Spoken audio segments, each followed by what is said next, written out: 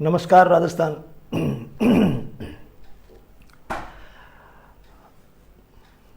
8:15 का अपना अभिनव लाइव आज फिर शुरू होने वाला है।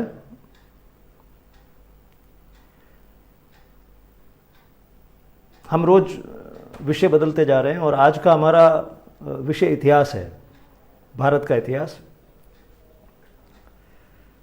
क्लास का भी कोरम पूरा हो जाए जब तक मैं आपको इसकी भूमिका बांध देता हूं कि हमारा ये जो 8:15 का लाइव है ये अभी स्टूडेंट्स को समर्पित है, क्योंकि लॉकडाउन में वो लोग अपने अपने घर में बैठे हैं तो उनको समर्पित है। आगे आने वाले समय में हम लोग इसको चेंज कर देंगे, यानी जो स्टूडेंट्स हैं इनके लिए हम सुबह का कोई समय निश्चित कर देंगे और हमारी अभिनव राजस्थान की जो बातें हैं वो 8:15 अनवरत चालू रहेंगी, जैसी पहले चालू रहती थी।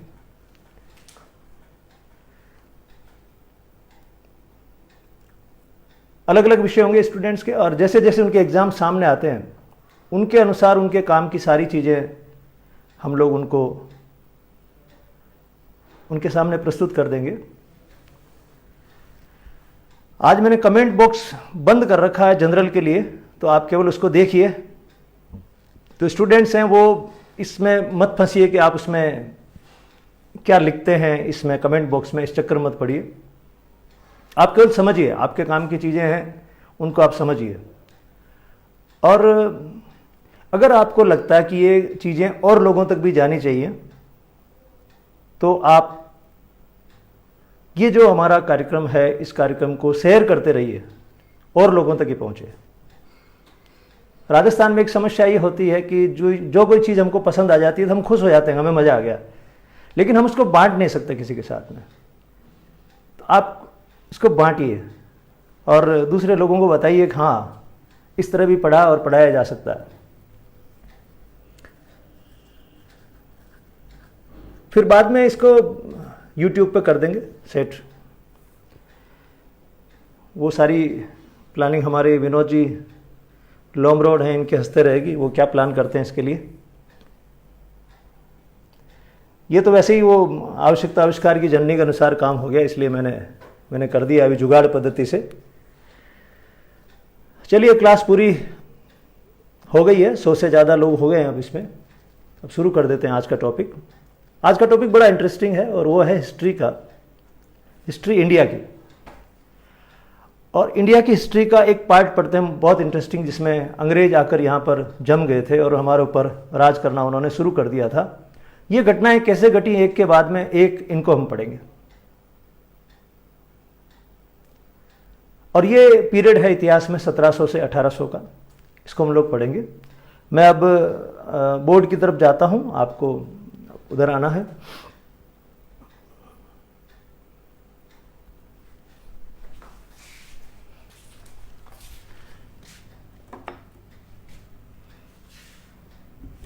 क्लास शुरू करने से पहले 2 बातें क्लियर हो जाएं। एक बात तो ये क्लियर हो जाए कि ये जो हम पढ़ रहे हैं इतिहास, ये इतिहास जीके के लिए पढ़ रहे हैं, जनरल स्टडी के लिए पढ़ रहे हैं। कांस्टेबल का, पटवारी का, रीट का, second grade, first grade, RS, कोई भी आप एग्जाम दे रहे हैं, इवन आईएएस का एग्जाम दे रहे हैं, तो उसमें हिस्ट्री आती है जीके के रूप में, जनरल स्टडी के रूप में आती है। तो हमें ये पहचान करना आना चाहिए, हमको वो लाइन ड्रॉ करना आना चाहिए कि अगर हम इतिहास विषय पढ़ते तो कितना पढ़ना जरूरी था और अगर हम जीके पढ़ रहे हैं तो कितना जरूरी है। अक्सर क्या होता है, यहाँ गड़बड़ हो जाती है पढ़ने वालों से भी और पढ़ाने वालों से भी, और वो हिस्ट्री को इस प्रकार से पढ़ाते हैं जैसे वो इतिहास में एमए करवा रहे हैं। यहाँ एमए नहीं करनी है आपको, यहाँ आपको हिस्ट्री का नॉलेज उतना पर्याप्त है जितना 11वीं 12वीं कक्षा के बालकों को होना चाहिए। तो आप मेरे साथ जो हिस्ट्री पढ़ेंगे जीके के हिसाब से हिस्ट्री पढ़ेंगे और मैं एक एक करके आपको समझाऊंगा कि देखो ये जहां तक की जीके की हिस्ट्री है और उसके बाद हिस्ट्री सब्जेक्ट की हिस्ट्री है, और दोनों के बीच लाइन खींचना बहुत जरूरी है। क्यों? क्योंकि आप लोग प्रतियोगी परीक्षा दे रहे हैं और प्रतियोगी परीक्षा में आपका समय सीमित होता है। आपको 2-3 महीने में खूब सारी तैयारी करनी है और हिस्ट्री एक ऐसा सब्जेक्ट है जिसकी कोई लिमिट नहीं है। आप चाहे तो 5 साल केवल हिस्ट्री पढ़ते रहिए, उसकी कोई लिमिट नहीं है, अनलिमिटेड है। एग्जाम्स में आपसे अपेक्षा की जाती है कि आपको जनरल हिस्ट्री आनी चाहिए, सामान्य इतिहास आपको आना चाहिए। तो कई बार ये गड़बड़ हो जाती है कि एक क्लास जो एक विषय जो 5 मिनट में पूरा हो जाना चाहिए था, उस विषय को हम खींचते खींचते ले जाते हैं, पूरी क्लास पूरी कर देते हैं। मान लीजिए तराइन की जो लड़ाई है पृथ्वीराज चौहान की और मोहम्मद गौरी के बीच में हुई है, तो ठीक है, एक बार हुई, दूसरी बार हुई, ये कारण था, ये परिणाम रहा, इतनी सी बात है। अब उसको खींचते खींचते आप संयोगिता की कहानियों तक लेके पूरा दिन उसमें खराब करें, ये ठीक नहीं है। इससे हमको बचना चाहिए। और आप जब भी कभी पुराने पेपर्स देखेंगे तो आपको आइडिया अच्छे से हो जाएगा कि उनमें कभी भी इस तरह की डिटेल्स नहीं पूछी जाती। पुराने पेपर्स कभी भी देखिए, मैं आपको एग्जाम्पल्स दूंगा अगली क्लासेस में कि राजस्थान के या भारत के पेपर्स में हिस्ट्री से रिलेटेड इस सब्जेक्ट पर क्या आया है, और तब आपको ताजुब होगा कि हम बहुत ज़्यादा पढ़ रहे हैं। कभी मान लीजिए ऐसा हो जाए कि एक आध सवाल ऐसा आ भी जाए जो बहुत ज़्यादा गहराई से विश्लेषण करने की क्षमता चेक कर रहा हो, एक आध सवाल आ जाए मान लो, तो फिर क्या करते हैं, अगली बार किसी भी संस्थान में पढ़ाते समय वो लोग उसको नॉर्म बना देते हैं, अरे एक बार उस एग्जाम में आ गया था, अभी भी पूछा जा सकता है। इस चक्कर में वो बहुत डिटेल्स में जाते हैं और स्टूडेंट भी घबरा जाता है, उसको लगता है कि यार पहले एक बार पूछा गया तो फिर पूछ लिया तो मैं तो मर गया। तो स्टूडेंट क्या करता है, उसके अनुसार कोशिश करता है कि मैं ज़्यादा से ज़्यादा डिटेल को पढ़ूं। हमको उसमें नहीं जाना है। मैं हमेशा स्टूडेंट्स को ये कहता हूं कि सपोज करिए कि आप इस मेरी विधि से पढ़ते हैं और आपको 100 में से 10 सवाल नहीं आते तो छोड़ दीजिए। अगर आपको 90 सवाल आते हैं तो पर्याप्त है। 80% के बाद तो सिलेक्शन किसी भी एग्जाम में हो जाता है। तो पहली बात तो आप ध्यान ये रखिएगा कि आप जो मेरे साथ इतिहास पढ़ रहे हैं ये सामान्य ज्ञान के हिसाब से पढ़ रहे हैं। ये जो इतिहास पढ़ रहे हैं ये सामान्य ज्ञान का इतिहास पढ़ रहे हैं, ये इतिहास विषय नहीं पढ़ रहे हैं। सामान्य ज्ञान के लिए जितनी इतिहास की जानकारियां चाहिए उतनी आप पढ़ रहे हैं। और दूसरा, कोशिश करिए जो मेरी पद्धति है साइकोलॉजी की, सरल से कठिन की ओर चलिए, सिंपल से कॉम्प्लेक्स की तरफ चलिए, अचानक कठिन चीजों में मत घुसिए। और मैं आज की क्लास से आपको ये बात बताऊंगा कि सरल चीजें पहले कैसे पढ़ी जाती हैं, समझी जाती हैं, और फिर उनके साथ कठिन चीजों को कैसे जोड़ा जाता है। और आपको मजा आएगा, अरे यार पहले हमने ये ढांचा बनाया, उसके बाद ये किया। आप पहली क्लास में बहुत गहरी चीजों को पढ़ना शुरू करेंगे तो आपका समय बहुत खराब हो जाएगा और वो विषय आपकी पकड़ में नहीं आएगा। जैसे हम लोग मकान बनाते हैं, हम लोग जब मकान बनाते हैं, अपना घर भवन बनाते हैं, तो क्या करते हैं, पहले एक ढांचा बनाते हैं, ऐसे ढांचा बनाते हैं, और फिर अलग अलग कमरे बनाते हैं। इस तरह से हम बनाते हैं, उनको ऊपर तक लेके जाते हैं, ढांचा पूरा तैयार कर देते हैं, उसके बाद उनके अंदर फिनिशिंग का काम शुरू करते हैं। ऐसा थोड़े करते हैं कि यहाँ ये रसोई बनाई शुरू में हमने, और शुरुआत में सारा इलेक्ट्रिक फिटिंग तक का सारा काम साथ में कर देंगे यहाँ पे, तो कब बनेगा मकान? ये नहीं बनेगा। आप परेशान हो जाओगे, यार काम ही नहीं बढ़ रहा, आगे रसोई से आगे नहीं बढ़ रहे हम तो। सेम इसी तरीके से आपको अपनी पढ़ाई पर ध्यान देना चाहिए कि पहले आपको सरल चीजें पढ़नी चाहिए, उसके बाद कठिन पढ़नी चाहिए। ये भी मैं आपको बताऊंगा। तो आप 2 चीजें ध्यान रखें, यहां पर हम लोग इतिहास को सामान्य ज्ञान के हिसाब से पढ़ रहे हैं, दूसरा हम लोग सरलता से कठिनता की ओर जा रहे हैं। ये 2 चीजें आप लोग ध्यान रखिएगा।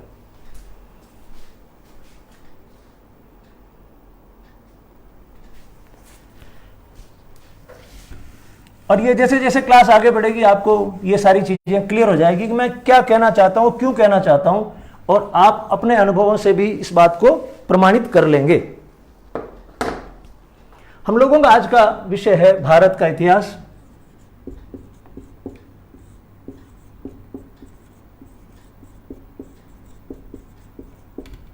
और मैं इसको वैज्ञानिक तरीके से पढ़ाता हूं।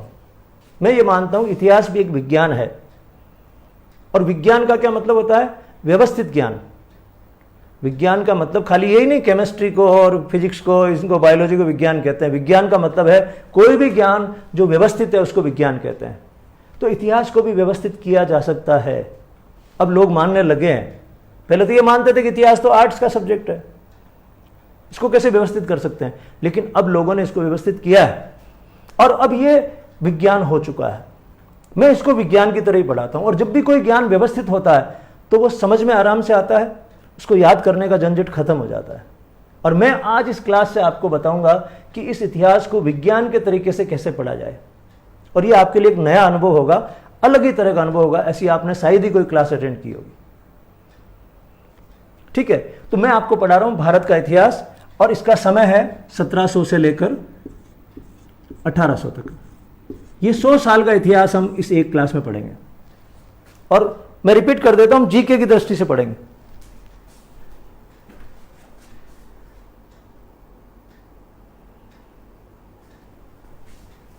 सत्रह सौ से 1800 ईस्वी तक का भारत का इतिहास हम लोग पढ़ रहे हैं, और जीके के हिसाब से पढ़ रहे हैं। मैं इतिहास की क्लास नहीं ले रहा हूं, मैं ले रहा हूं सामान्य ज्ञान की क्लास। किसके लिए? सभी एग्जाम्स के लिए। अब जब हम 1700 से 1800 ईस्वी का ये इतिहास पढ़ रहे हैं, तो हमको भारत का इस समय का भूगोल मालूम होना चाहिए कि इस समय भारत की क्या स्थिति है। मैं एक ऐसा ही नक्शा बनाता हूं, ये कोई ऑफिशियल नक्शा नहीं है, लेकिन मैं मेरी समझ के हिसाब से समझने के लिए इसको ऐसे बनाता हूं। और ये पाकिस्तान भी उस समय भारत में है।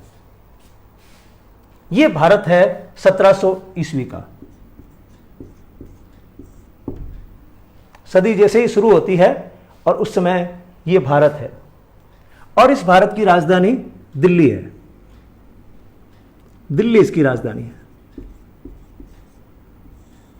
यहां पर इस समय शासन कर रहे हैं औरंगजेब, और औरंगजेब का समय होता है 1658 से लेकर 1707 तक। काफी लंबा समय, 50 साल पूरे, ये औरंगजेब का समय होता है। औरंगजेब जो है, ये शाहजहां के बाद शासन करते हैं, वो सारी बातें आपको वैसे ही आपकी प्रिय है, आपको पता है। तो औरंगजेब पूरे भारत को एकीकृत करते हैं, पूरे भारत को एकीकृत करते हैं, और खासकर इनका इंटरेस्ट रहता है दक्षिण भारत में। तो सदी के शुरुआत में पूरे भारत पर इनका कंट्रोल होता है। हालांकि औरंगजेब की उम्र बहुत ज्यादा हो चुकी होती है, 80 साल क्रॉस कर चुके होते हैं। तो ये समय होता है औरंगजेब का 1700 में, यानी पूरा का पूरा भारत औरंगजेब की मुट्ठी में। 1707 में अब हम एक एक घटनाओं पर चलेंगे, एक एक घटनाएं कैसे घटी और कैसे ये भारत का पूरा नक्शा बदलता है। यहां का जो राजनीतिक नक्शा है, राजनीतिक तस्वीर है, वो कैसे बदलती है 1700 से 1800 के बीच में, एक एक करके। मैंने कहा ना, व्यवस्थित ज्ञान के हिसाब से, लंबी लंबी कहानियां नहीं, व्यवस्थित ज्ञान के हिसाब से।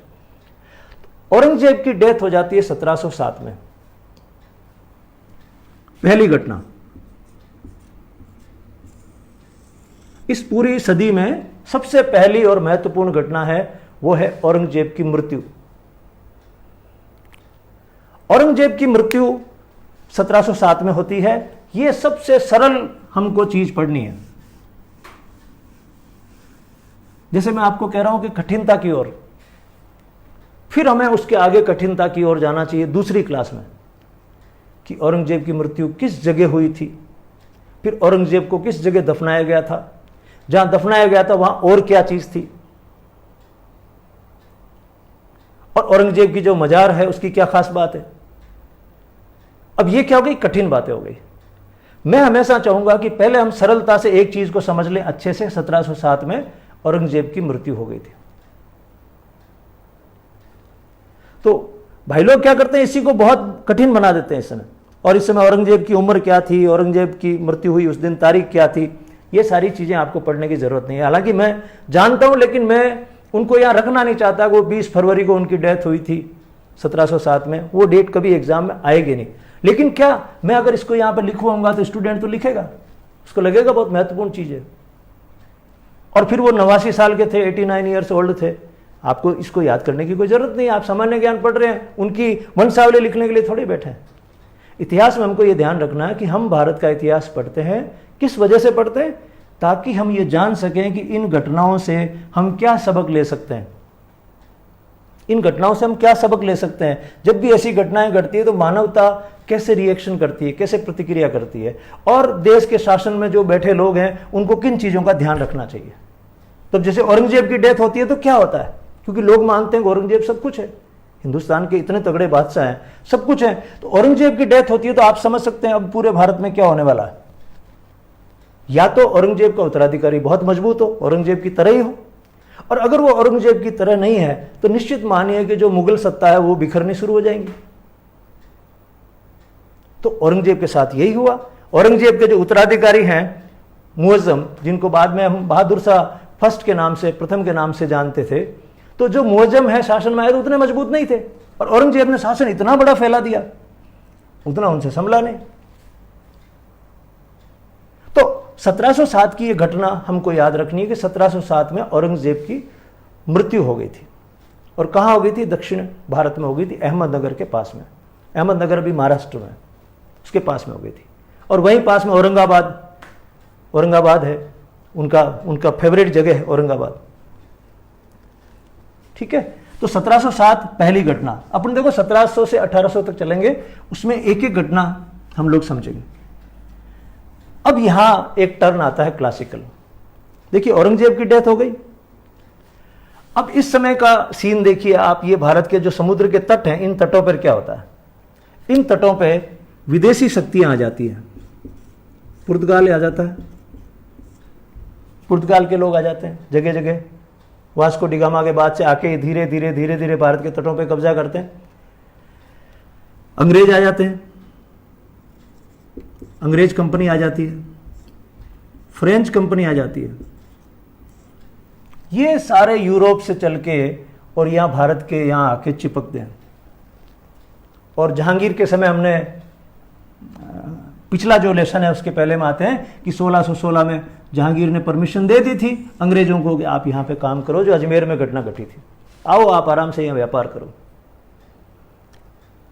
और ये ठीक वैसी घटना जैसे हमारे गांव में कोई किराने की दुकान खोलने के लिए आए। अब आप समझिए ये 1700 से 1800 का युग क्यों इंपॉर्टेंट है भारत के लिए। जैसे कोई किराने की दुकान खोलने के लिए हमारे गांव में आए और वो गांव वालों से कहे कि मैं आपके गांव में किराने की दुकान खोलना चाहता हूं, और गांव वाले कहते हैं कमा के खाएगा, हमको क्या टेंशन है, और वो किराने की दुकान शुरू कर देता है। धीरे धीरे पता लगता है कि वो गांव के अंदर संबंध स्थापित कर लेता ठीक ठाक से। इसको पैसा दिया, उसको दिया, ये दिया, इसको लड़ाया, उसको लड़ाया, और धीरे धीरे उसको गांव की पूरी पोल पता चल जाती है। और एक दिन वो सरपंच के चुनाव में खड़ा हो जाता है। गांव के और लोग भी सरपंच के चुनाव में खड़े हो जाते हैं, और गांव के लोग आपसी वैमनस्य की वजह से, आपसी ईर्ष्या की वजह से ये तय कर लेते हैं कि ये गांव वाला नहीं जीतना चाहिए, वो कह रहा ये नहीं जीतना चाहिए, भले ही वो किराना का जो बाहर से आदमी आए व्यापारी वो जीत जाए, और वो जीत जाता है, वो सरपंच बन जाता है, सारी पावर उसके हाथ में जाती है। ये लगभग ऐसी चीज है। ये जो बाहर से लोग आए हैं व्यापार करने के लिए, धीरे धीरे कैसे भारत की सत्ता पे काबिज हो जाते हैं इन 100 सालों में, ये कहानी है। लेकिन ये पूरी वैज्ञानिकता की कहानी है। ऐसा हर जगह हुआ है, ऐसा हर जगह हुआ है। हर देश में ऐसा ही हुआ कि जब उस देश के लोग नहीं संभले तो बाहर के लोग आए और उन्होंने वहां पे कब्जा कर लिया। अब ये लोग यहां पर भी है, अंग्रेज यहां पर भी है। अब देखिए, अंग्रेजों के 3 ठिकाने इस समय, ये ध्यान रखिएगा। एक तो ठिकाना है कलकत्ता में, एक ठिकाना मद्रास में, और पुर्तगालियों से भी उन्होंने ले लिया था मुंबई, तो एक यहां पर भी उनका ठिकाना है। फ्रांस वाले भी आ गए हैं। सबको लग रहा चलो भारत लूटने के लिए एक बढ़िया जगह है, वहां पर लूट सकते हैं, खूब पैसा है वहां पर, शोषण करते हैं उसका। तो ये सीन है अभी 1707 जब औरंगजेब की डेथ हो जाती है, उसके जस्ट बाद में दिल्ली का शासन एकदम कमजोर है, और धीरे धीरे भारत में जगह जगह राजा और नवाब अपने आप को स्वतंत्र घोषित कर देते हैं। अब जो औरंगजेब का जमा जमाया मामला था बिखर रहा है, और ये इतिहास में ऐसे कई बार बिखरा भारत। मौर्य साम्राज्य बना था, बिखर गया। गुप्त साम्राज्य बना था, बिखर गया। ऐसे अलग अलग प्रतिहारों का साम्राज्य बना, बिखर गया। इस तरह से साम्राज्य बनते हैं, टॉप पे आते हैं, फिर उसके बाद में निकम्मे उत्तराधिकारी आते हैं, फिर वो बिखर जाता है, फिर कोई एक आदमी उसको खड़ा करने की कोशिश करता है। ये ऐसे इतिहास चलता है। इसलिए मैंने कहा ना, ये विज्ञान है। मौर्य आए, नीचे गए, गुप्ता आए, नीचे गए, प्रतिहार आए, नीचे गए, सल्तनत आई, नीचे गई, मुगल आए, नीचे गए, इस तरह हुआ। तो ये 1707 के बाद में स्थिति ये रहती है। अब यहां पर 2 ताकतें हैं भारत में जो इस दिल्ली पर कब्जा करना चाहती है। पहली ताकत है अंग्रेज, ये है कलकत्ता में। आप इस नक्शे को समझिए, आपको खुद को लगेगा अगर मैं उस समय देख रहा होता तो मैं पहले से भविष्यवाणी कर देता कि ये इधर जाएगा। तो यहां पर है अंग्रेज और यहां पर है मराठा। मैं यहां लिख देता हूं मराठा। अब दो पावर्स को ध्यान रखिए, अंग्रेज है यानी ईस्ट इंडिया कंपनी है और एक यहां पर मराठा। और टारगेट क्या है? दिल्ली पे कब्जा करना। अब इन घटनाओं को उसी संदर्भ में देखिए। अब यहां पर एक हैदराबाद का निजाम भी है, इसको ध्यान रखिएगा।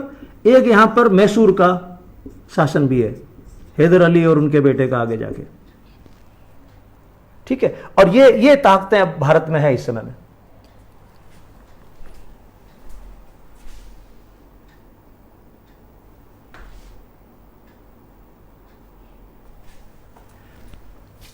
आराम से रिलैक्स होकर इसको समझिए कि ये नक्शा है भारत का 1707 का। और अब इस दिल्ली पे सबकी नजर है, इस दिल्ली को कैसे कब्जे करना है, ठीक है। 1707 के बाद चलते चलते हम आते हैं 1713 में। अगली घटना, अब जब आप अपनी नोटबुक पर लिखते रहे तो पहले 1707 में लिख दीजिए औरंगजेब की मृत्यु। आगे इंपॉर्टेंट नहीं है, बहादुर शाह उसके उत्तराधिकारी बने, वो मुगलों का जब हम पढ़ेंगे इतिहास उसमें इंपॉर्टेंट है। यहां 1707 में घटना घटी है, 1713 में एक घटना और घटती है भारत में। ये जो मराठा साम्राज्य है, ये मराठा साम्राज्य, इस मराठा साम्राज्य में जिसको शिवाजी ने स्थापित किया था, इस मराठा, वो राजा थे और उनके पास प्रधानमंत्री थे। इस मराठा साम्राज्य में जो प्रधानमंत्री हुआ करते थे उनको बोलते थे पेशवा। 1713 में इन पेशवाओं ने कहा कि राजा का बेटा अगर राजा होता है तो पेशवा का बेटा पेशवा क्यों नहीं हो सकता। और अब तक वो शिवाजी के वंशज कमजोर पड़ चुके थे और इन पेशवाओं ने कब्जा कर लिया और कहा कि हमारा बेटा आगे जाके उत्तराधिकारी होगा। तो पहली बार भारत में 1713 में जो पेशवा का पद है वो वंशानुगत हो गया। पेशवा का पद वंशानुगत हो गया।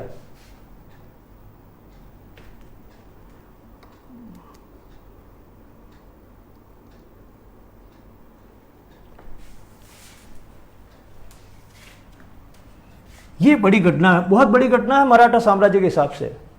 तो हमको ये याद रखना कि 1713 में ऐसी क्या घटना घटी जिसने भारत की राजनीति को बदल दिया। तो वो थी कि जो मराठा साम्राज्य था यहां पर, क्योंकि सबसे स्ट्रांग अब यही थे, इंडिया की जो पावर्स है उनमें सबसे स्ट्रांग यही है। इस राजस्थान को, गुजरात को, इसको तो भूल जाओ, ये रहा अपना राजस्थान। ये तो बस केवल तमाशा देख रहे हैं, ये तो दिल्ली के अधीन काम कर रहे हैं और अब इधर तमाशा देख रहे हैं कि देखते हैं अब आगे क्या होता है, दिल्ली पे किसका कब्जा होता है। और जिसका दिल्ली पे कब्जा हो जाएगा हमको उसके अधीन रहना है। इनका तो कंसेप्ट एकदम क्लियर था। तो राजस्थान का अपन पढ़ेंगे, थोड़ी सी बातें आएंगी राजस्थान की इसी समय की, वो अलग से पढ़ लेंगे। तो ये सीन है। और ये पेशवा घोषित कर देता अपने आप को, हम भी वंशानुगत रहेंगे। अब ये आगे आगे एक एक करके पेशवा चलते रहेंगे। 1707 की पहली घटना औरंगजेब की मृत्यु। 1713 की इंपॉर्टेंट घटना, पेशवाओं ने अपने आप को वंशानुगत शासन में स्थापित कर लिया। यानी पेशवा का पद वंशानुक्रम से निर्धारित होने लग गया। ऐसा नहीं कि अगला राजा जो होगा वो अपने हिसाब से नया प्रधानमंत्री बना ले, वो नहीं बना सकता, ठीक है। जैसे अभी राष्ट्रपति के पास कोई ज्यादा आगे जाके क्या करेंगे, उसकी पावर ही लगभग छीन लेंगे राजा की। तो मराठा राजा होगा उसकी पावर छीन लेंगे, बस तुम राजा हो, आराम से मस्त रहो, घोड़े गाड़ी लेके घूमो, असली ताकत हमारे पास होगी। जैसे अभी हमारे राष्ट्रपति के पास में असली ताकत नहीं होती, असली किसके पास होती है? प्रधानमंत्री के पास होती है। लेकिन वो पद है, यूं दिखने में बहुत बड़ा पद दिखता है लेकिन ताकत नहीं कुछ भी। ऐसा इन्होंने 1713 में ही कर दिया था। और 1749 में आते आते उन्होंने सारी पावर छीन ली थी। वो मराठों के बारे में हम पढ़ेंगे तो ये सारी चीजें भी पढ़ेंगे। तो 1713 में क्या हो गया, पेशवाओं का पद वंशानुगत हो गया। इधर अब दिल्ली में राज जैसे तैसे चल रहा है। अब ये मराठा अपना फैलाव कर रहे हैं। अब इधर देखो, निजाम अपनी जगह फिट बैठा है, ये कहीं हिलेगा नहीं यहां से। और मैसूर वाले भी अपनी जगह बैठे हैं, ये कहीं हिलेंगे नहीं, ये इसी जगह पे बैठे हैं। अब जो ज्यादा चक्कर है, जो उठापटक चल रही है, वो अंग्रेजों के, फ्रांस वालों के और मराठों के बीच में चल रही है।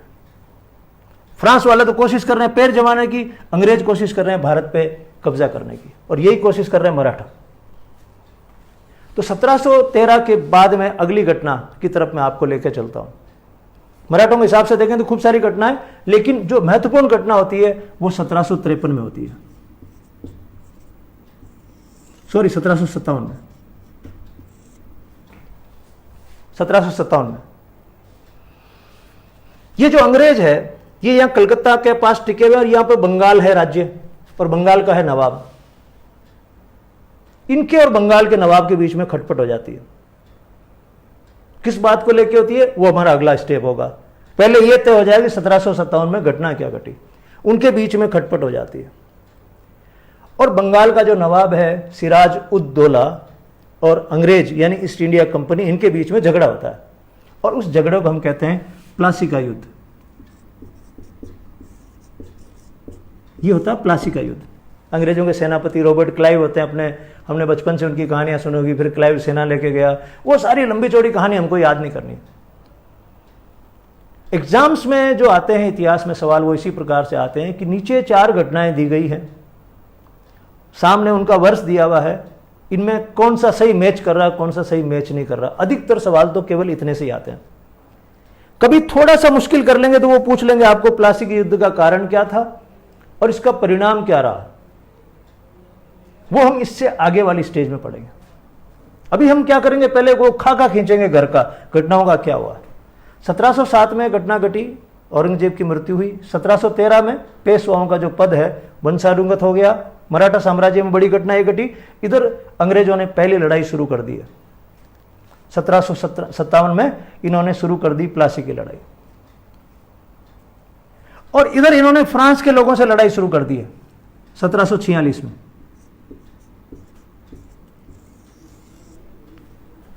ये लड़ाई अपन आगे देखेंगे, निर्णायक होगी 1760 में।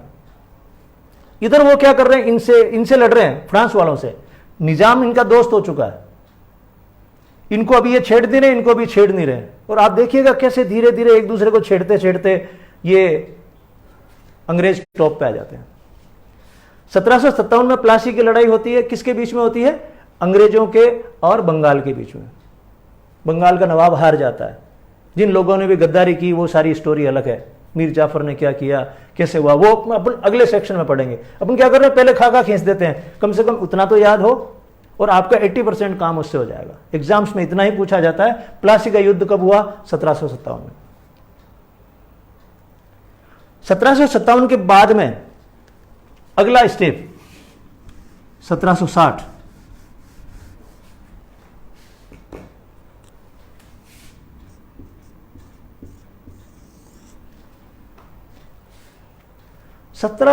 में ये जो मराठा साम्राज्य है, ये मराठा साम्राज्य टॉप पे पहुंच जाता है, टॉप पे।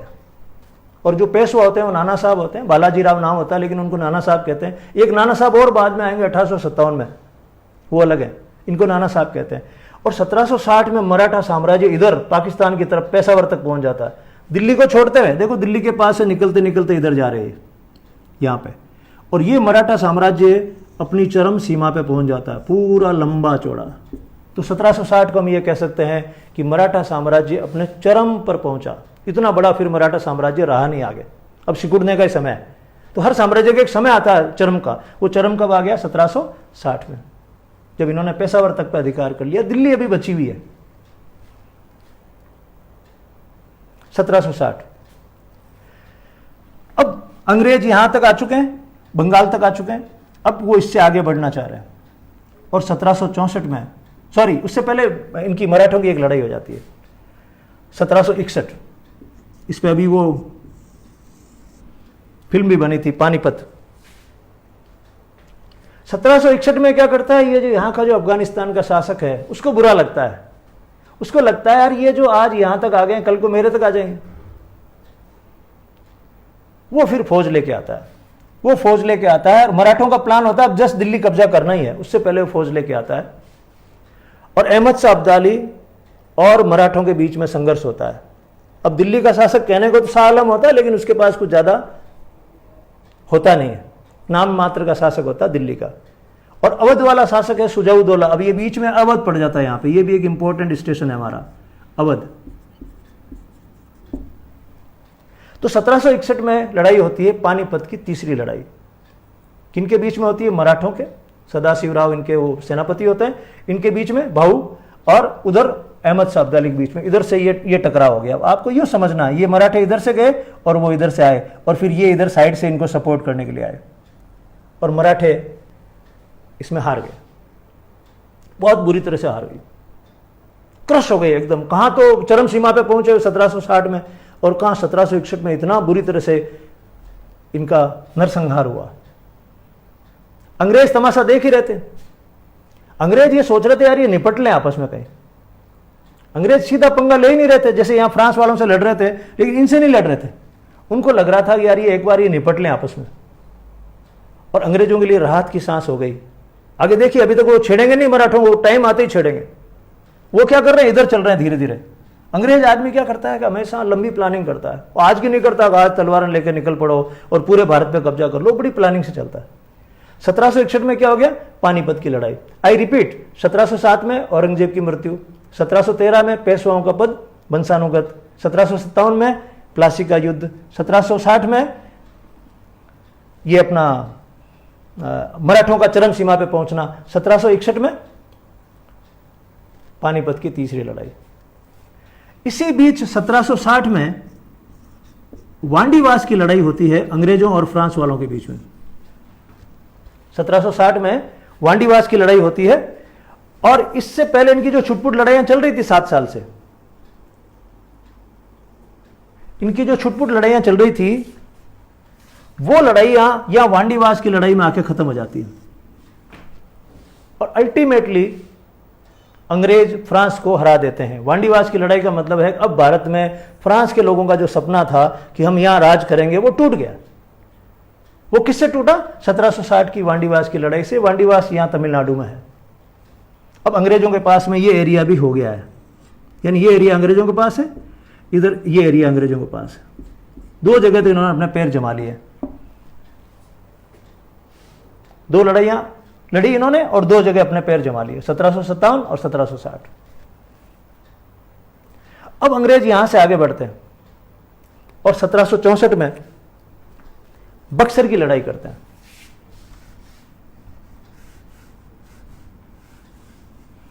अब ये थोड़ा और लंबा मामला खींचते हैं कि बंगाल से आगे बढ़ा जाए, और मराठों को नहीं छेड़ेंगे, इनको कह रहे इनको लड़ने दो, इधर इनको नहीं छेड़ रहे। 1764 में बक्सर की लड़ाई होती है।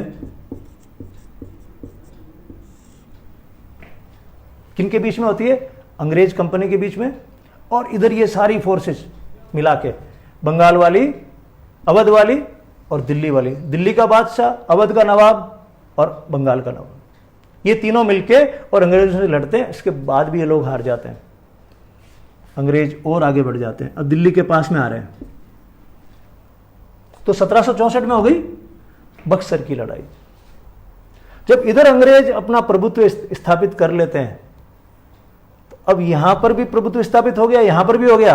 अब ये पहला इसको छेड़ेंगे, पावर को पहले यहां छेड़ेंगे। किसको छेड़ेंगे? मैसूर को। 1767 में ये मैसूर को छेड़ लेते हैं। इस समय ये फ्रांस वाले यहां पर हैं, फ्रांस वाले हैं छुटपुट, इनको पांडिचेरी दे दिया, चलो तुम यहां रहोगे। इनकी पेरिस में एक समझौता हो जाता है 1763 में कि वो पेरिस में समझौता होता है कि ये पांडिचेरी में रहेंगे, हमें कोई तकलीफ नहीं है, लेकिन बाकी पंचायती नहीं करें। लेकिन फ्रांस वाले करते हैं और वो मैसूर वाले के साथ लगते हैं। मैसूर प्लस फ्रांस, ये दोनों मिलकर लड़ाई करते हैं अंग्रेजों से, और ये पहला एंग्लो मैसूर युद्ध होता है, जिसको हम आंग्ल मैसूर युद्ध कहते हैं। 1767 में अंग्रेज अभी हेलो टेस्टिंग कर रहे हैं, अभी जीतेंगे नहीं पहली बार में, हेलो टेस्टिंग कर रहे हैं किसकी कितनी पावर है, आराम से देखते हैं इसको। 1767 में पहला आंग्ल मैसूर युद्ध होता है, और वो 1799 में जाके चौथे युद्ध में खत्म होगा। 1799 में ये घटना पूरी हो जाएगी, ये लड़ाई इनके बीच की पूरी हो जाएगी, टीपू सुल्तान की मौत हो जाएगी और मैसूर भी इनके पास आ जाएगा 1799 में। तो वो ये एरिया भी बाकी इनके पास आ जाएगा। तो 1767 इस हिसाब से इंपॉर्टेंट, पहली बार इनके और मैसूर के बीच में लड़ाई हुई, फिर दूसरी बार हुई, फिर तीसरी बार हुई और चौथी बार में ये कामयाब हो गए। एक माइलस्टोन और हमने याद कर लिया, 1767 क्या हुआ? पहली बार अंग्रेजों ने और मैसूर के बीच में लड़ाई हुई। और ये जो हैदराबाद का निजाम है वो इस समय क्या कर रहा होता है? वो अंग्रेजों के साथ रहता है। और अंग्रेज मराठों को, पहले अंग्रेजों ने क्या किया, मराठों को अपने साथ काम में लिया मैसूर वाले के खिलाफ। हम तुम्हें नहीं छेड़ेंगे, तुम इधर के राजा बने रहो, इधर तुम्हारा साम्राज्य चलता रहे, हम छेड़ेंगे नहीं, हमारी लड़ाई इससे है। मराठे इनके चक्कर में आ जाते हैं, निजाम तो इनका गुलाम हो ही चुका होता है और ये लोग मैसूर से लड़ाई मिलकर करते हैं। 1767, 1773। अब जो अंग्रेज बैठे हैं वहां से इंग्लैंड में, जो सरकार बैठी है, उनके अब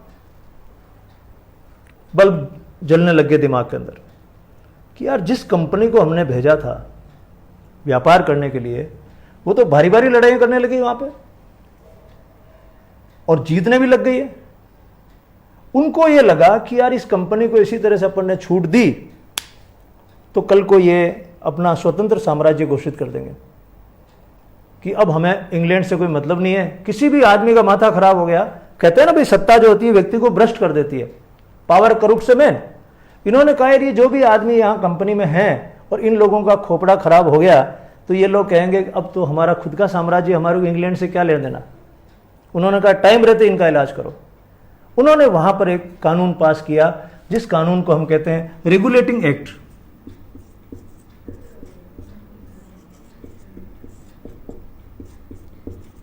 हम जब संविधान के निर्माण का इतिहास पढ़ते हैं तो उसमें यहां से कहानी शुरू करते हैं। भारत के संविधान का इतिहास से पढ़ते हैं तो यहां से कहानी शुरू करते हैं। रेगुलेटिंग एक्ट का सीधा सा मतलब यह था कि अब कंपनी पर कुछ कंट्रोल किया जाए। और उन्होंने, अंग्रेजों ने कहा कि भाई ये मनमाने निर्णय कर रहे हैं वहां पे, कभी इससे झगड़ रहे हैं, इससे झगड़ रहे हैं, हमारा नाम खराब होता है। बड़ी स्टाइल से उन्होंने कहा। तो उन्होंने कहा कि इनका क्या करो, इनका जो इंचार्ज है एक इंचार्ज बना दो और वो इंचार्ज इंग्लैंड से घोषित हो। कौन रहेगा? तो एक गवर्नमेंट बना दो और कंट्रोल यहां करो, कंट्रोल बोर्ड बना दो यहां पे इंग्लैंड में, वो इसको कंट्रोल करेगा और वहां एक आदमी रहेगा जिसके पास में ये सारी चीजें नियंत्रण में रहेगी। उसको बुला लेंगे, फिर कुछ नए को भेज देंगे। उसका नाम दिया उन्होंने गवर्नर जनरल। अब भारत में पहली बार ये पोस्ट क्रिएट हुई है गवर्नर जनरल की और वारेन हेस्टिंग्स यहां के पहले गवर्नर जनरल बनते हैं।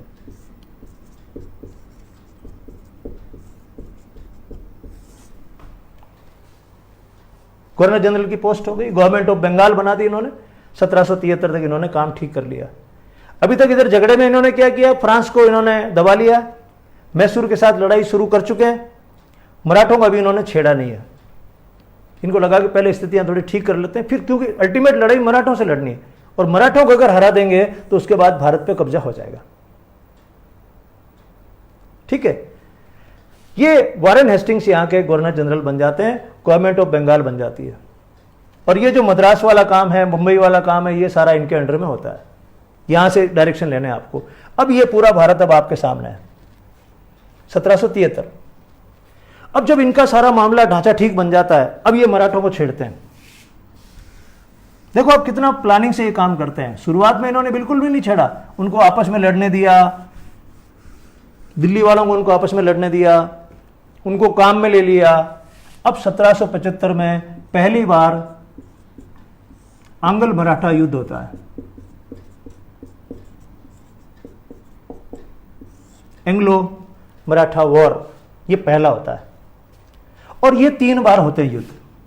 ये युद्ध 3 बार होते हैं और आखिर में 1817 में जाके ये सारे युद्ध समाप्त हो जाते हैं। तीसरा युद्ध हो जाता है कोरेगांव की जो लड़ाई होती है। तो 3 बार इनके साथ होती है, लेकिन 1775 से इनकी लड़ाई शुरू हो चुकी है और ये 3 बार लड़ाई होगी।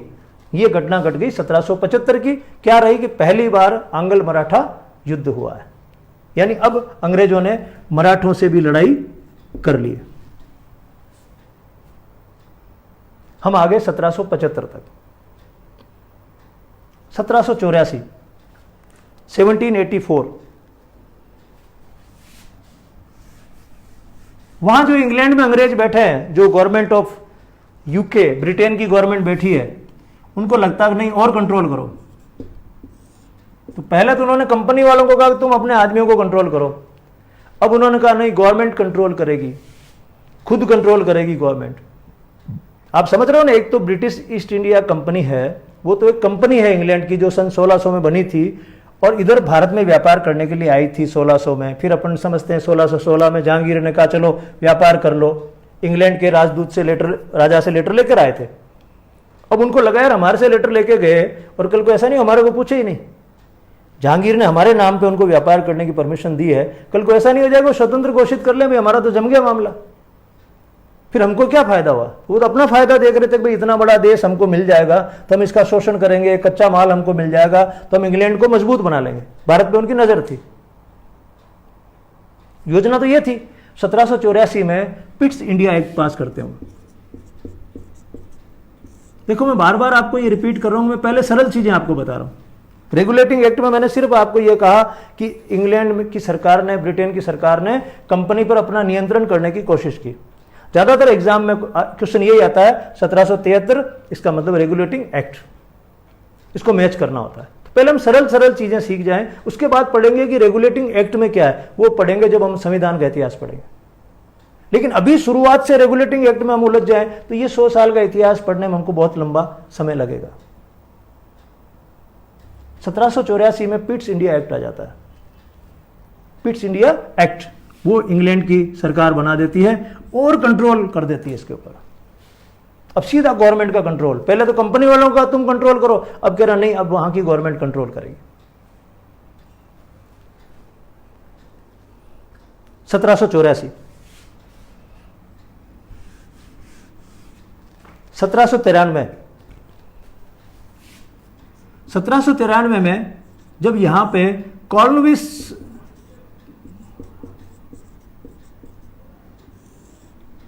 गवर्नर जनरल होते हैं तो वो भूमि कर को, क्योंकि उस समय सबसे इंपॉर्टेंट भूमि कर था, लैंड रेवेन्यू था, उसको लेने के लिए एक नई व्यवस्था बनाते हैं। वो कहते हैं यार हम गांव गांव कहां घूमते फिरेंगे, कलेक्शन करने के लिए गांव गांव कहां घूमते फिरेंगे। तो उन्होंने कहा कि भाई कुछ लोग जो हैं उन लोगों को हम लोग जमींदार बना देते हैं और वो वहां से कलेक्शन करके हमको दे देंगे पैसा, हमको झंझट नहीं पड़ेगा, वो हमको दे देंगे और उन पे रोक भी रहेगा हमारा कि अगर नहीं दोगे तो तुमको जमींदारी से हटा देंगे। उसको हम कहते हैं बंगाल का स्थायी बंदोबस्त।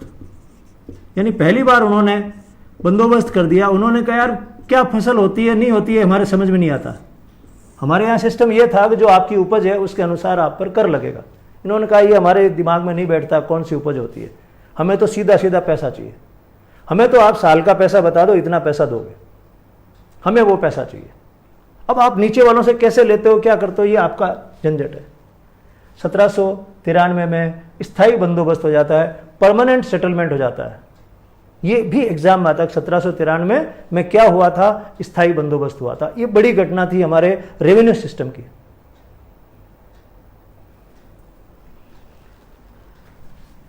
1799 बिल्कुल इसके हम आखिर में आ गए हैं। 1799 में ये मैसूर की लड़ाई जीत ली जाती है।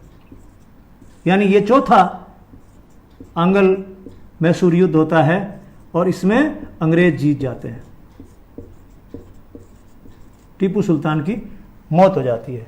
यानी 1800 आते आते ये अपना इतना काम कर लेते हैं। अब ये जो भारत का आपने सीन देखा इधर, अब यहां पर सारी कहानी खत्म हो चुकी है। ये पूरा जो एरिया है, ये पूरा एरिया अब अंग्रेजों के पास आ चुका है। ये वाला जिसको हम दोआब कहते हैं, गंगा यमुना का एरिया, ये लगभग पूरा उनके कंट्रोल में आ गया। और दक्षिण भारत ये भी इनके पास पूरा कंट्रोल में आ गया। अब किसी की कोई ज़्यादा पंचायती इधर नहीं है।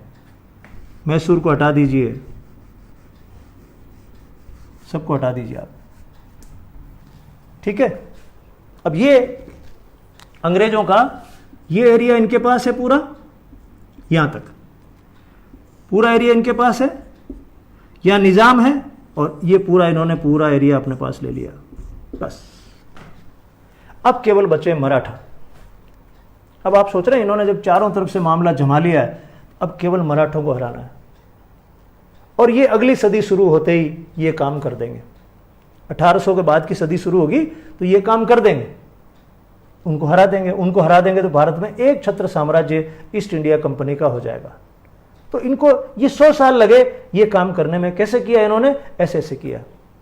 अब अपन को पहले सारी घटनाएं ऐसे ऐसे लिखनी है।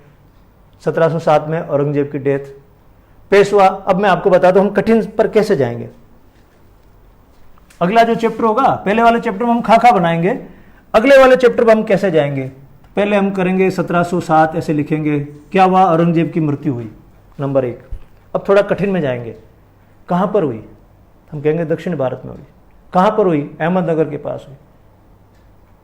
उनकी कब्र कहां पर है? उनकी कब्र खुलदाबाद में। ठीक है, बस इससे ज्यादा कभी आपको उनकी फिर क्या पत्नियां थी, क्या थी, बेटे बूटे, वो सब पर नहीं जाना। ये होगा कि उसके बाद में इनका उत्तराधिकार का संघर्ष हुआ, वो किन के बीच में हुआ? तो हम कहेंगे आजम और मुअज्जम के बीच में संघर्ष हुआ। आजम और मुअज्जम के बीच में संघर्ष हुआ। तो अब 1707 के बारे में हम थोड़ी सी और जानकारी इसमें डाल देंगे, हम सरलता से कठिनता की ओर चले जाएंगे। फिर हम 1713 की बात कर रहे थे कि यहां पर पेशवाओं का वंशानुगत शासन शुरू हुआ। तो फिर यहां हम शुरू करेंगे जो पहले पेशवा थे इस प्रकार के, जिनका वंशानुगत शासन शुरू हुआ, वो कौन थे? हम कहेंगे बालाजी विश्वनाथ थे। बालाजी विश्वनाथ थे। और फिर उन पेशवाओं की थोड़ी कहानी, किन के समय में क्या घटनाएं घटी, बाजीराव फर्स्ट के समय क्या घटना घटी, नाना साहब के समय क्या घटना घटी, अलग अलग पेशवाओं की एक एक लाइन हम ध्यान करेंगे। तो 1713 में एक नई घटना घटती है, वंशानुगत शासन, और फिर उन वंशानुगत जो पेशवा बने उनके समय में क्या क्या घटनाएं घटी। 1857 तक आते आते उनका कैसे खेल पूरा हुआ। सरलता से कठिनता की ओर हमको इस प्रकार से जाना चाहिए। फिर हम बक्सर की लड़ाई पढ़ते हैं, या मान लीजिए प्लासी की लड़ाई पढ़ते हैं। 1757 क्या हुआ? प्लासी की लड़ाई हुई। फिर उसमें डिटेल पढ़ते हैं किस कारण से, मुख्य कारण क्या था। यह मुख्य कारण था, लेकिन पहले यह तो पता लगे कि 1757 में हुआ क्या था। तो यह सरलता से पहले प्लासी की लड़ाई हुई। फिर कारण क्या था? कारण यह था। अब वो पूरी डिटेल नहीं पढ़नी, किसके पास इतनी सेना थी, इसके पास इतनी सेना थी, ठीक है, ये सारे सब नहीं पढ़ने होते। किताब में तो लिखा होगा, इतिहास वाला तो लिखेगा सारी, हमको नहीं पढ़ना सारा। हम इतिहास में शोध करने के लिए नहीं निकले हैं, हम एक कंपटीशन का एग्जाम दे रहे हैं जिसमें हमको सामान्य जानकारियां इतिहास की होनी चाहिए। तो क्या कारण रहा था युद्ध का, उसका परिणाम क्या रहा, रिजल्ट क्या रहा, ये हमको पढ़ना है। जैसे कई बार संधियां हुई है, फिर ये रिजल्ट रहा, तो वो हम अगले जो आगे का चैप्टर पढ़ेंगे उसमें इनमें कठिनता की चीजें डाल देंगे साथ साथ। पहले सरल चीजें पढ़ें, 80% 90% काम आपका एग्जाम में इससे हो जाता है। और अगर आप थोड़ा सा कठिन पढ़ लेते हैं तो उसके बारे में 100% चीजें सही हो जाती है। फिर कोई एक आध क्वेश्चन बहुत गहराई से दे दे, बहुत गहराई से दे दे, उसका बस एग्जामिनर पर बस थोड़ी चलता है, उसको मना थोड़ी कर सकते कि आप नहीं दोगे, वो दे सकता है। तो कई बार एक आध क्वेश्चन ऐसा नहीं भी आए तो उसका टेंशन नहीं लेना चाहिए, लेकिन उसके लिए ऐसा माहौल नहीं बनाना चाहिए उस समय एक बार ऐसे कठिन पूछ लिया तो अब भी पूछ लेंगे, तो अब इनके घोड़ों के नाम याद करेंगे, ये संभव नहीं होगा। क्योंकि इतिहास में तो इतनी ज्यादा घटनाएं घटी है, वो हमको नहीं पढ़नी है।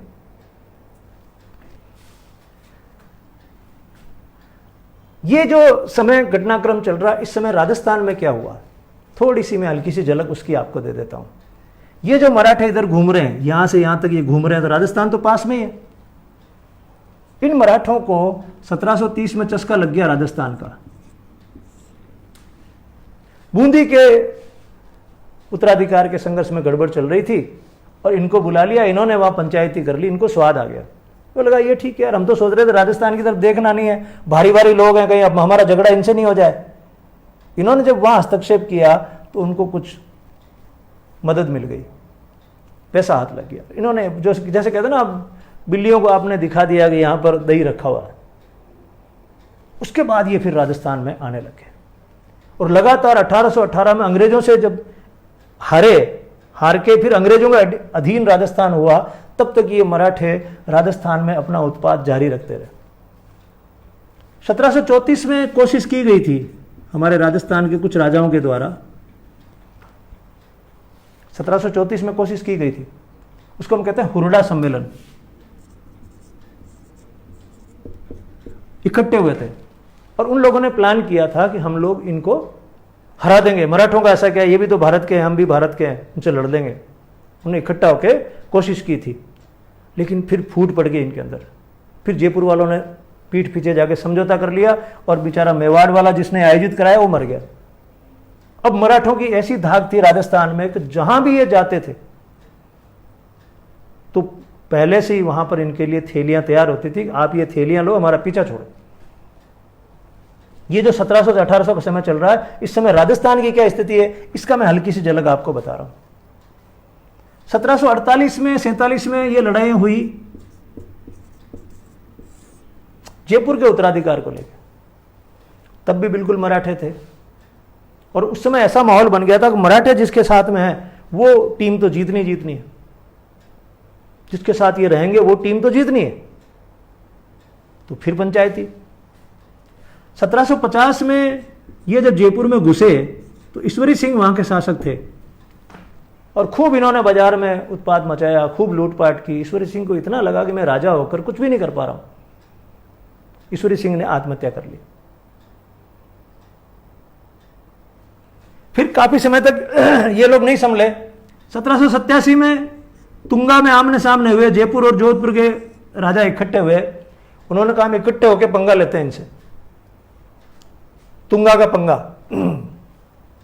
कोशिश की इन्होंने, मामला बैठा नहीं, मैच ड्रॉ हो गया और फिर तय हो गया यार इनको तो कुछ ना कुछ देना ही पड़ेगा। 1790 में मराठों को लगा कि यार ये ज्यादा पंचायती जोधपुर वाले कर रहे थे। तुंगा वाली लड़ाई से उनके दिमाग में बैठ गया था सबसे ज्यादा कर कौन रहा है, फिर उसके पीछे लग जाते थे लोग। उनको लगा ये जोधपुर वाले ज्यादा पंचायती कर रहे हैं। विजय सिंह उस समय यहां के शासक थे, पीछे लगे। पावटा में लड़ाई हुई और फिर हमारे यहां मेड़ता में लड़ाई हुई और हार गए। जोधपुर के शासक हार गए इसके अंदर और मान लिया कि अब इनसे पीछा छूटना नहीं है। वो आखिरी कोशिश थी राजस्थान के राजाओं की किसी तरह से कि इनसे लड़के और इनसे पीछा छुड़ाएं। वो बैठा नहीं। मराठों का अजमेर पर ऑलरेडी कब्जा हो चुका था, अजमेर को तो उन्होंने अपने पास ले ही लिया था। तब राजस्थान के राजाओं ने ये सोचा कि इनसे हमारा पीछा कौन छुड़वा सकता है।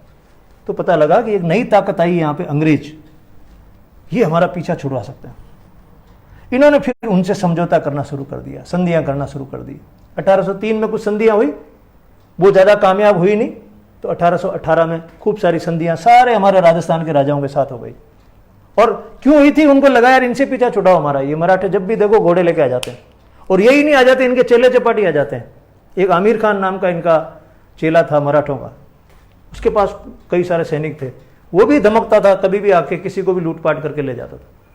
तो उस आमिर खान को तो फिर अलग से यहां पे अंग्रेजों ने अपना आदमी बना के बिठा दिया, टोंक में उसको नवाब बना दिया।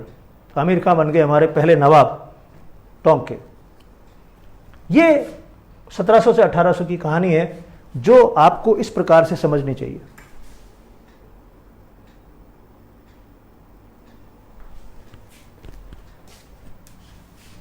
ठीक है, ये इस तरह से आपको वैज्ञानिक तरीके से इसको पढ़ना चाहिए। 1700 से 1800, पहले आप सरलता से लिखो, एक एक पॉइंट, पूरा खाका लगा दिया आपने, ये याद कर लिया पहले, और उसके बाद में थोड़ा सा कठिनता की तरफ चले, 2-2 लाइन 3-3 लाइन उसके अंदर और जोड़ दी, तो आपका 100 साल का इतिहास हमेशा के लिए पक्का हो गया। चाहे आप कांस्टेबल की एग्जाम दे रहे हैं, चाहे पटवारी की एग्जाम दे रहे हैं, चाहे आरएस की एग्जाम दे रहे हैं, किसी की भी एग्जाम दे रहे हैं, ये 100 साल आपके पक्के हो गए। अभी जैसे अपन ने 1 घंटे पढ़ा है, 1 घंटे में लगभग मैंने आपको सारी घटनाएं बता दी है। और आप पुराने पेपर देखना, तब आपको समझ में आएगा कि लगभग सारे पेपर तो इससे सोल्व हो रहे हैं। इस क्लास से लगभग सारे पेपर तो इससे सोल्व हो रहे हैं। और फिर अगला जो हमारा कठिनता वाला चैप्टर चलेगा इसके साथ में, ये सरल चैप्टर था, इसके बाद कठिनता डाल देंगे इसके अंदर, और वो जब डाल देंगे तो क्या होगा कि बाकी बचे कुछ सवाल भी उससे सोल्व हो जाएंगे। इस दौरान राजस्थान का और मुगलों का क्या संबंध रहा, राजस्थान और मुगलों का क्या संबंध रहा, लास्ट में 2 मिनट की मैं जानकारी ये दे दूं। 1707 में जब औरंगजेब की डेथ हो गई, जब तक तो ये सारे राजस्थान के राजा उनके साथ मुगलों के साथ एडजस्टेड थे, समायोजित थे। अब जब उत्तराधिकार की लड़ाई हुई तो आजम और मुअज्जम के बीच में झगड़ा हुआ, औरंगजेब के 2 बेटों के बीच में, कि अगला बादशाह कौन होगा। जयपुर और जोधपुर के जो शासक थे उन्होंने पक्ष ले लिया आजम का, मेवाड़ वालों ने पक्ष लिया मुअज्जम का। मेवाड़ वाले लकी रहे, मुअज्जम अगला शासक बन गए, और जो लड़ाई थी जजाऊ की, उस लड़ाई में मुअज्जम जीत गए और एक नए नाम से, बहादुर शाह नाम से, भारत के शासक बने। और जब बहादुर शाह शासक बने तो उन्होंने कहा कि मेरे खिलाफ कौन कौन था, तो बोले एक तो जयपुर वाला है, एक जोधपुर वाला है, हटाओ उनको। और इन्होंने उनको तुरंत वहां से हटा दिया, अब तुम यहां के शासक नहीं हो। उस समय उनको कुछ खास करना नहीं होता था, एक फरमान जारी करना होता था। उनको हटा दिया, जयपुर जोधपुर को फ्री कर दिया। मेवाड़ वाले मजे में थे क्योंकि मुअज्जम के साथ रहे थे वो, और मुअज्जम ने कहा नहीं, मेवाड़ वाले इज ऑल राइट, वो ठीक है। अब ये जो दोनों शासक हैं, ये मेवाड़ वालों के पास आते हैं और कहते हैं कि हमारा शासन चला गया, हमें मदद करो। और मेवाड़ वाले इनके साथ राजी हो जाते हैं कि चलो यार घर पे आ गए हमारे पास में। 1708 में देबारी में बैठ के इन तीनों के बीच में समझौता होता है कि हम लोग अब एक होकर रहेंगे, पहले जो भी बातें हैं उनको भूल जाते हैं, एक रहेंगे और फिर से राजस्थान को मजबूत बनाएंगे। लेकिन एक रह नहीं पाते हैं। इसमें जयसिंह शामिल थे, इधर अजीत सिंह उधर जयसिंह, जयपुर के जयसिंह इधर अजीत सिंह, लेकिन वो एक रह नहीं पाए। और जयसिंह थोड़े ज्यादा महत्वाकांक्षी थे।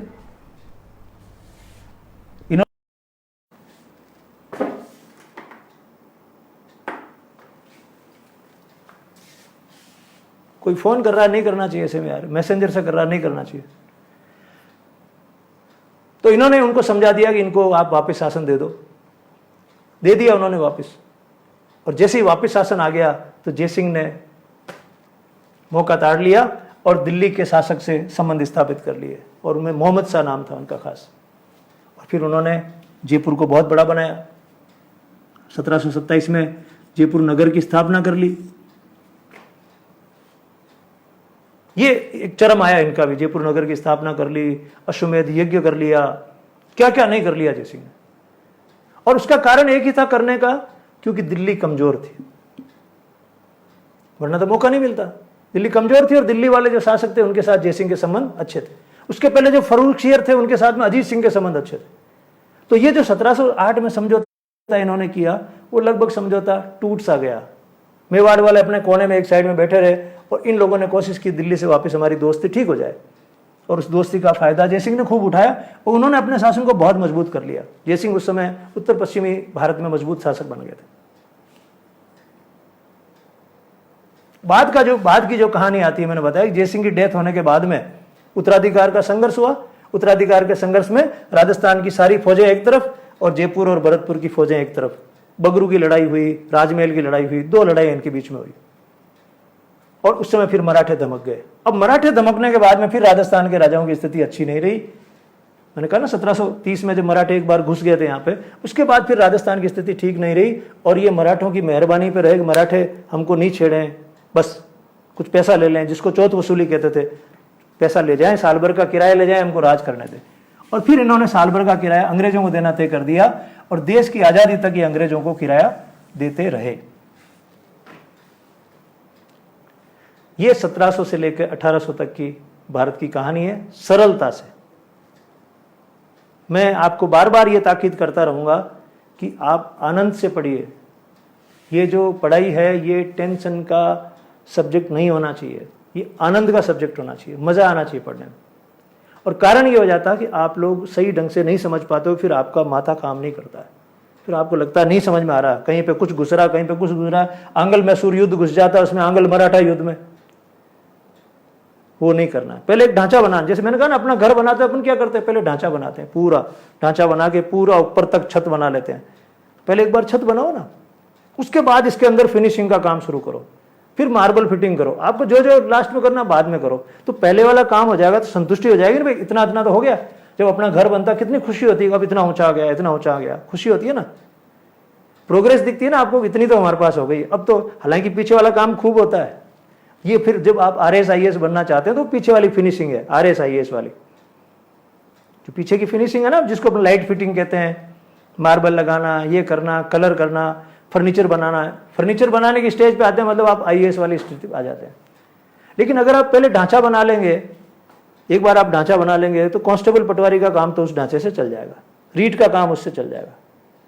अब आगे सेकंड ग्रेड, फर्स्ट ग्रेड और आरएस, ये तीनों एग्जाम के लिए आपको क्या करना पड़ेगा, वापस अंदर का प्लास्टर करना पड़ेगा। मैं मकान से आपको समझा रहा हूं, अंदर का प्लास्टर करना पड़ेगा और थोड़ा बहुत फिनिशिंग का काम, लाइट फिटिंग का काम शुरू करना पड़ेगा। और फिर आपको आईएएस बनना है तो फिर आपको शानदार अंदर कलर करना पड़ेगा, मार्बल की बढ़िया घिसाई करनी पड़ेगी। इस तरह से आपको अपनी पढ़ाई को व्यवस्थित करना पड़ेगा।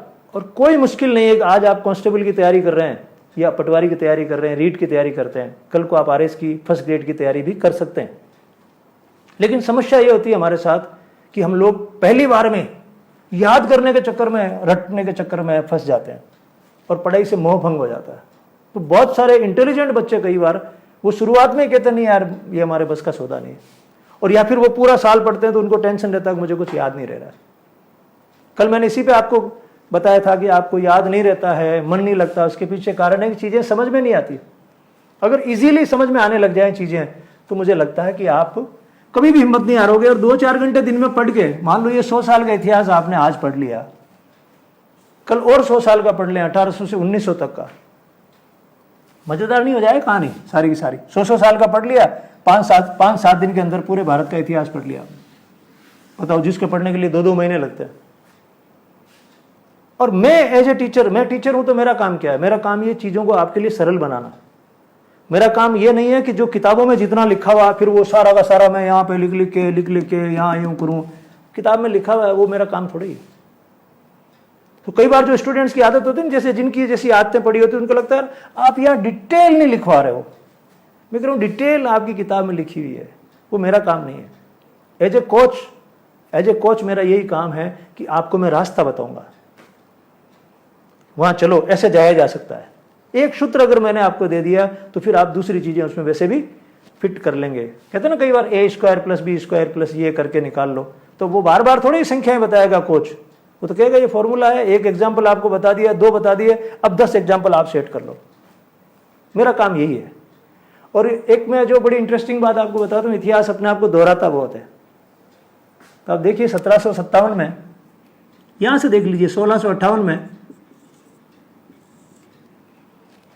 औरंगजेब का शासन आता है, और हर 100 साल में कोई ना कोई घटना घटती है। इतिहास की बड़ी मजेदारी है। मेरे सीनियर लोग बैठे हैं क्या अभी तक क्लास में?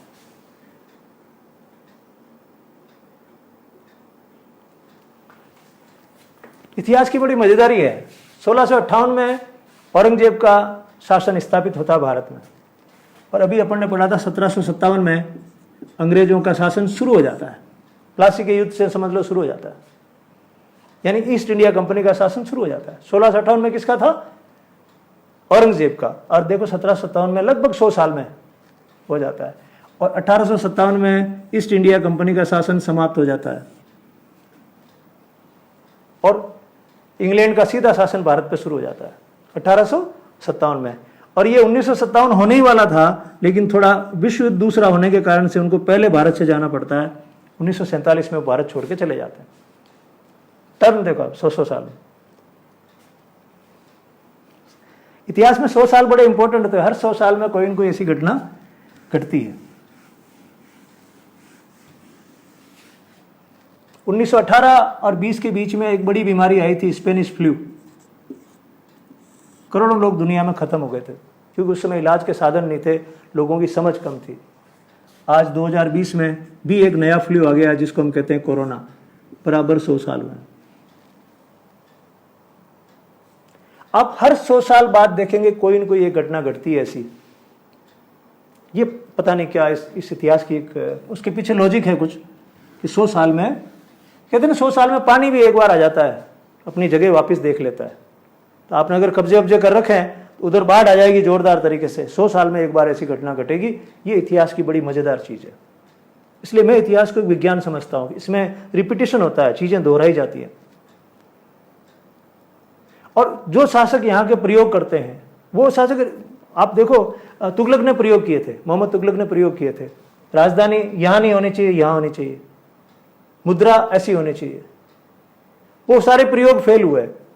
एक ही कारण था कि वो लोगों को विश्वास में नहीं लिया, इसने अचानक कर दिया सारा, विश्वास में नहीं लिया, लोग घबरा जाते हैं अचानक। तो इतिहास का सबक ये है कि जब भी आप बड़े परिवर्तन कर रहे हैं तो आप अपने यहाँ के लोगों को पहले समझाइए, उनको विश्वास में लीजिए और फिर कोई परिवर्तन करिए। जैसे 1947 में हमने कहा कि हम तो एक लोकतंत्र हैं, हमने घोषित कर दिया, लेकिन हमने लोगों को ट्रेनिंग नहीं दी कि लोकतंत्र में कैसे रहते हैं, राजतंत्र में कैसे रहते हैं।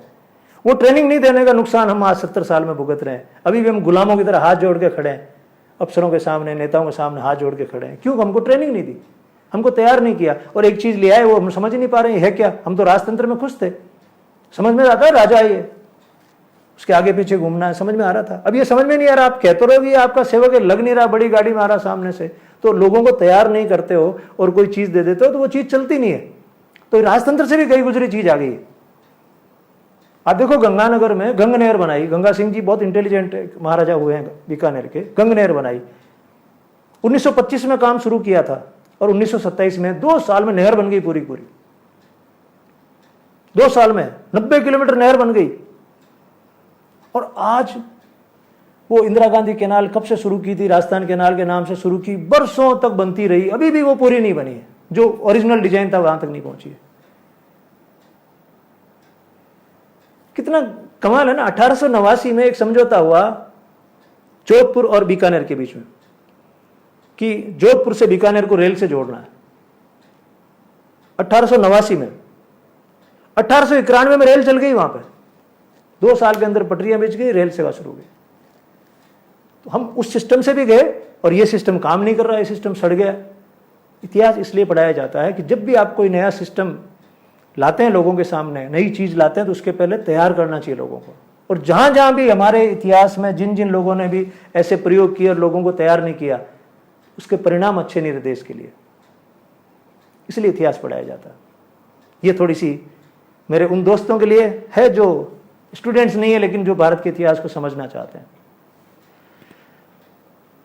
और पढ़ेंगे खूब और कोशिश ये करेंगे आने वाले समय में आपके लिए कोई अलग से प्लेटफॉर्म तैयार कर देंगे जिस पर आपकी जो क्लासेज हैं, जैसे ही कोई एग्जाम डिक्लेयर होगा तो उसको क्लासों में बांट देंगे, 100 क्लास 150 क्लास, और ये क्लासेज ऐसे व्यवस्थित करेंगे। और खासकर महिलाओं के लिए, लड़कियों के लिए जो बाहर जा नहीं सकती, जिनको लगता है कि पॉसिबल नहीं है, तो उनके लिए क्लासेज ज़्यादा इंपॉर्टेंट होगी। अपना फीडबैक मुझे दीजिएगा और अगर आपको ये पसंद आती है चीज़ें तो आपके दोस्तों तक शेयर करिएगा, आगे भेजिएगा इसको। ऐसा नहीं कि हाँ मुझे तो अच्छी लगी, मैं किसी के साथ शेयर नहीं करूं। आप शेयर करेंगे, ज़्यादा लोगों को इसका फायदा होगा। नमस्कार।